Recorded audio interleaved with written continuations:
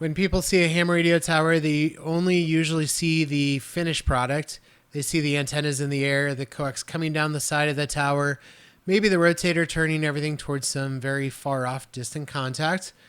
But what they don't see is the amount of planning, the paperwork, the engineering, the grounding, the concrete, the blood, sweat, and quite literally the tears, as well as the lessons learned that went into getting that tower standing safely and legally.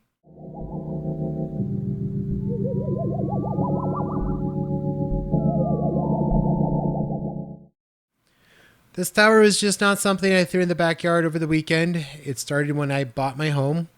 I worked through the HOA process. I also dealt with the city of Tucson and their requirements. I redesigned the tower based upon sound engineering. I built a very serious foundation.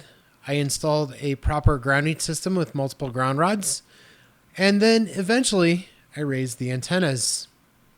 If you think you can't have a tower with an HOA, think again. This is how I built my ham radio tower with homeowner association approval. When the neighborhood goes quiet and the stars come out, the airwaves come alive. Invisible signals bounce across the atmosphere, connecting this exact spot to someone thousands of miles away. It's a kind of magic that you can only experience with a license, a radio, and a little bit of wire. Welcome to the Ham Shack Show. This is the story of our journey into amateur radio. Every episode we'll spin the dial, talk about the gear that makes the magic happen, and explore exactly what's inside the Ham Radio Shack. Here is your host, Rob. Call sign Kilowatt 9 Sierra Alpha Tango.